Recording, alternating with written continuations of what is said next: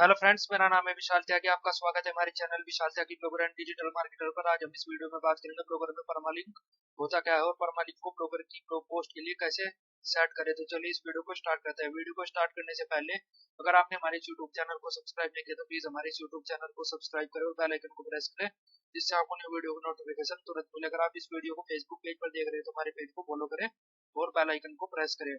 अगर आप ये जानना चाहते हैं कि ब्लॉगर का ब्लॉग फ्री में कैसे क्रिएट करें तो आई बटन पर जाकर उस वीडियो को देख सकते हैं। तो ब्लॉगर में परमालिंक होता क्या है, तो सबसे पहले हम इस बारे में बात करेंगे what is a permalink in blogger. Permalink किसी भी वेब पेज का यूआरएल या लिंक होता है। परमालिंक आपकी ब्लॉगर की ब्लॉग या वेबसाइट में पोस्ट या पेजेस के लिए उसका एड्रेस भी होता है। ब्लॉगस्पॉट में परमालिंक का स्ट्रक्चर इस टाइप का होता है। पहले आपकी वेबसाइट का यूआरएल, फिर डेट फॉर्मेट, आपकी डेट, और बाद में जो भी परमालिंक आपने सेट कर रखा है वो .html। और यहाँ ब्लॉगर में आप डेट को रिमूव नहीं कर सकते हैं। तो अब हम बात करेंगे ब्लॉगर में पोस्ट का परमालिंक कैसे सेट करें। ब्लॉगर में आप पोस्ट्स का ही परमालिंक सेट कर सकते हैं, पेजेस का परमालिंक आप सेट नहीं कर सकते।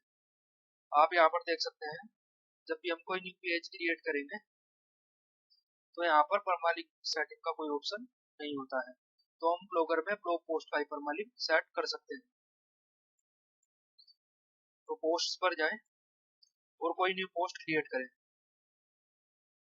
न्यू पोस्ट पर क्लिक करें और यहाँ पर अपनी पोस्ट का टाइटल दें। हम यहाँ पर आपको वो डेमो पोस्ट कर रहे हैं, how to install Google Analytics for Blogger. यहाँ पर हम अपनी वीडियो को एम्बेड करेंगे। अगर आप ये जानना चाहते हैं कि यूट्यूब की वीडियो को ब्लॉगर में कैसे एम्बेड करें तो हमने इस पर वीडियो क्रिएट कर रखी है। आप 3 तरीके से ब्लॉगर में वीडियो का एम्बेड कर सकते हैं। आप आई बटन पर जाकर उस वीडियो को देख सकते हैं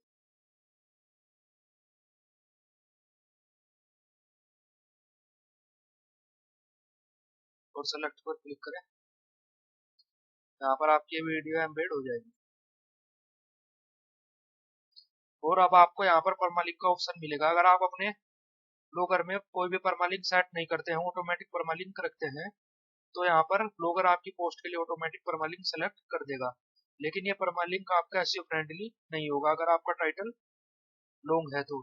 अब हम पब्लिश करके देख सकते हैं कि ब्लॉगर आपके लिए कैसा परमालिंक क्रिएट करता है और कंफर्म पर क्लिक करते हैं और इसके बाद में इस पोस्ट को व्यू करते हैं। तो यहाँ पर आपका ब्लॉगर ने एसईओ फ्रेंडली परमालिंक सेट नहीं किया है।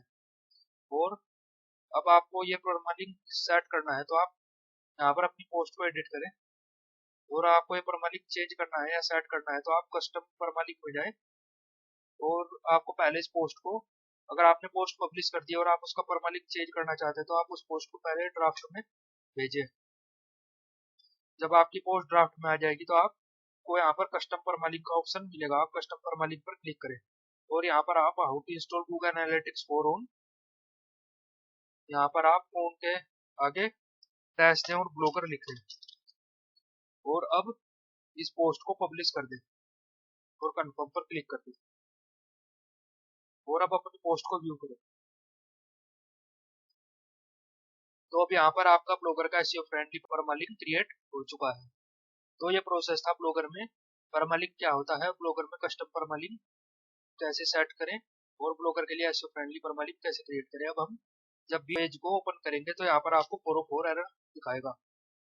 अगली वीडियो में हम बात करेंगे कि 404 एरर को कैसे सही करें और रिडायरेक्शन क्या होती है, कितने टाइप की होती है, और 404 एरर को रिडायरेक्शन के थ्रू कैसे ठीक करें। तो ये पूरा प्रोसेस था ब्लॉगर में परमालिंक क्या होता है और ब्लॉगर में परमालिंक कैसे सेट करें।